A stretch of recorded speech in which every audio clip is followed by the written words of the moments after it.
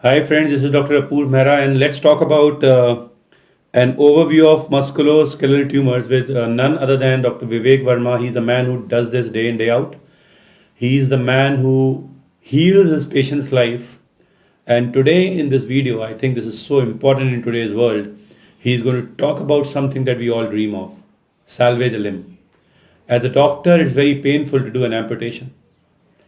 And if you date back to a decade back, maybe this was a commonly done procedure. But with the advent of surgeries, earlier technologies, better imaging technologies, with the support of other parallel systems with the surgeon like chemotherapy and radiotherapy, we are trying to salvage the limb, and that is why limb salvage is such an important thing in today's world. Dr. Vivek has done his education from Tata Memorial Hospital in Germany, from where he has enhanced his skills, and he is a loved surgeon in the heart of Delhi, working at Max Healthcare. Let's have a word with him. How does he classify? Dr. Vivek. Thank you, Dr. Purva. So, first of all, this topic is about a broad overview of dealing with musculoskeletal tumors. When it comes to the classification of bone tumors, we read that it is mostly divided into two types, benign and malignant. But the WHO has classified into another category, which is intermediate.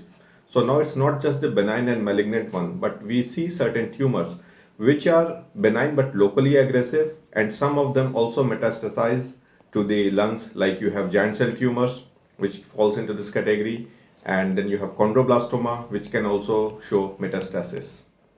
So these tumors, it's important that we classify them properly before we start dealing with them, because the management changes, your approach changes, your staging investigation. It all depends upon if you know the histology and the biology of the disease what you are treating.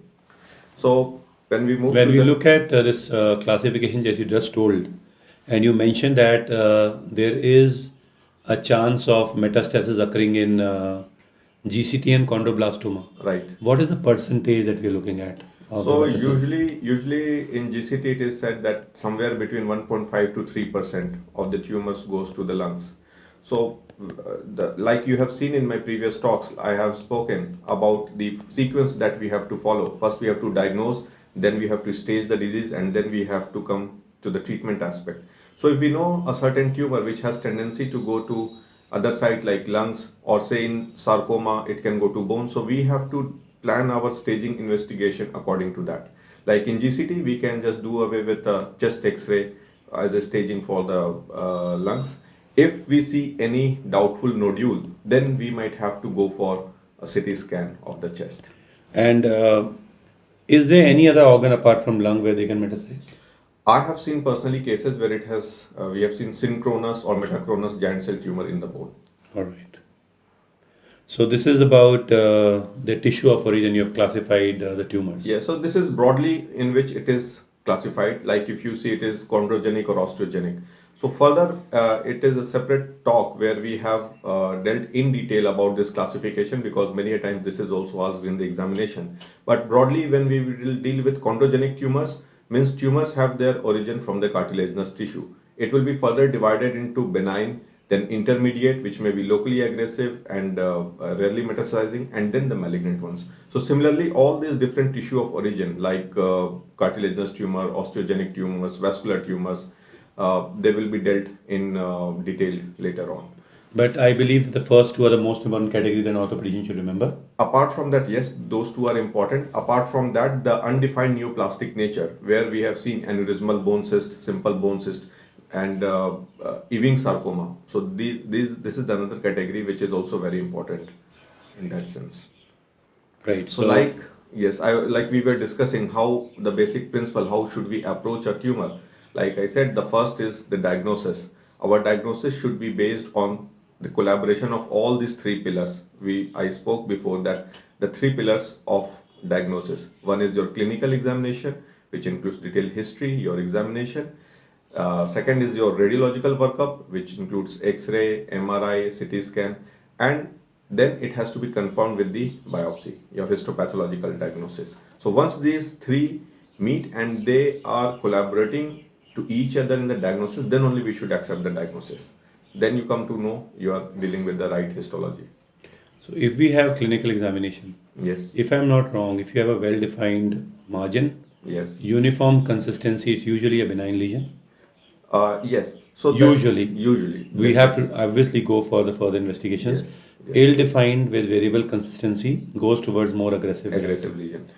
And it's X-ray is the basic thing that you go for most of the tumors. That is the first thing, first investigation that we ask for is the X-ray. MRI is the preferred advanced radiological investigation. What are the cases where you prefer doing a CT scan? Rightly asked. So, as orthopedic surgeon, we commonly deal with CT scan to see for the bony structure. But we know that in bone tumors, what we primarily aim to look at is the marrow involvement, the soft tissue structure, the extraosseous component, the vascular status.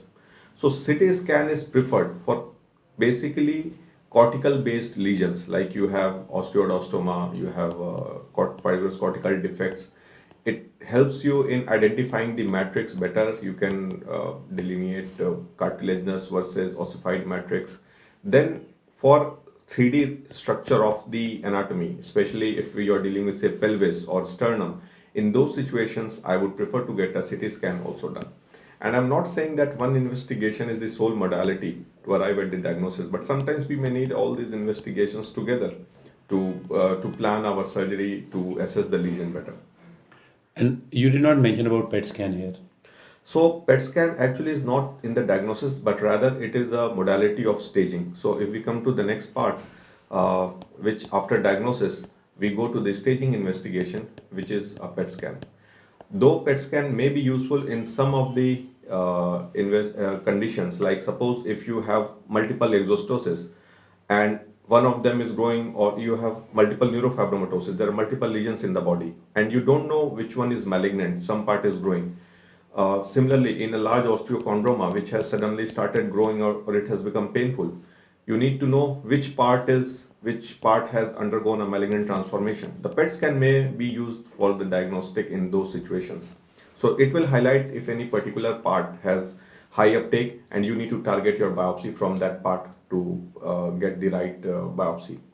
So usually it is a staging investigations. One, we know the diagnosis, that suppose if it is a osteosarcoma, we know that it metastasized to your lungs and your bones. So PET scan will overall, it will scan the entire body, look out apart from structural visibility of the lesion. It also gives you the biological activity of the lesion, which is denoted with the standard uptake value. So it may help to differentiate between a benign lesion versus a malignant also, like you have cartilaginous tumors like enchondromas, low-grade chondrosarcoma, grade 1 chondrosarcomas. So those may have a lesser value of SUV, say 2, 2.5. But the ones with a malignant etiology, they will have a higher uptake on PET scan, which may be up to 6, 7, or whatever it is on higher side. So, but like I said, always like no investigation is absolute. Always we look combinedly, we do the diagnosis, we confirm it with the biopsy, and then only we arrive at the right diagnosis. So, sir said a very important point.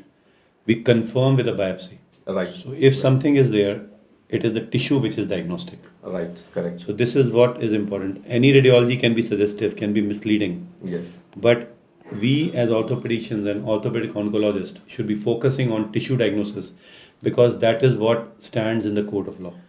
Very true. And there is one term, important term, which we should remember, that is radiological mimickers. You see a lytic lesion, say in a femoral condyle, and it is reaching up to the epiphyseal subarticular, all clear matrix, and you are suspecting GCT. But remember that the same picture can be present in different conditions. It may be similar in aneurysmal bone cyst. It may be same in clear cell chondrosarcoma. Right. It may be there in telangiectatic osteosarcoma. Right. And if you just because of the radiological impression, you go and operate, you do a curettage in such case, it is devastating. It Right. will lead to amputation and contamination, and you don't stand in the court of law for any defense. So this is very important that for any pathological lesion, always biopsy to confirm it, and then only you proceed for your definitive treatment in the manner which we have suggested. Right.